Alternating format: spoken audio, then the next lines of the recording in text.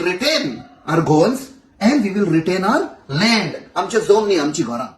आयज न्यूजपेपरांचेर एक विषय प्रिंट केल्लो आसा regarding dual citizenship. Now what is the background to that? 2005-06 doctor Manmohan Singh आमच्या काँग्रेस सरकारान तेन्ना OCIचो एक कायदो हाडलो. And the travel and other facilities of NRIs became much easier. ते येवन वचोन तांचे एक सुविधा तांकां मेवली.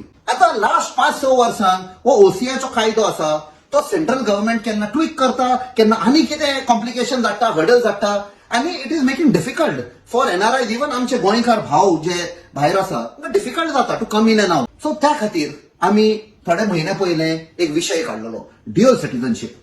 कित्याक ड्युअल सिटीजनशिप? हाचो 2 फायदे आसा.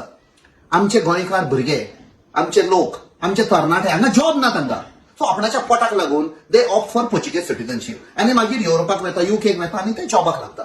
अशें करून ते आपणाचें पोट चलयता.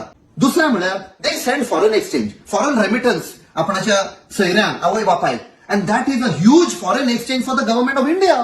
सो हे भायर गेल्या ते गोंयच्या लोकांक आनी इंडियेच्या सरकाराक फायदो करता. So why not give dual citizenship? असले डिफरंट कंट्रीनी 7-8 कंट्रीनी across the world dual citizenship is there. So जे लोक 1961 पयले आशिल्ले तांच्या भुरग्यांक हे ड्युअल सिटीजनशिप दिवपाक जाता. अक्रॉस गोवा आमचे हिंदू भाव जावं, क्रिस्तांव भाव जावं, मुस्लिम भाव whose parents were there before 1961, born before 1961, तांच्या भुरग्यांक ही सुविधा दिवंक जाता ड्युअल सिटीजनशिप. बाकीच्यांकडून दिवपाचें ना जे येवन सेटल जाले आनी कितें. No, not for them.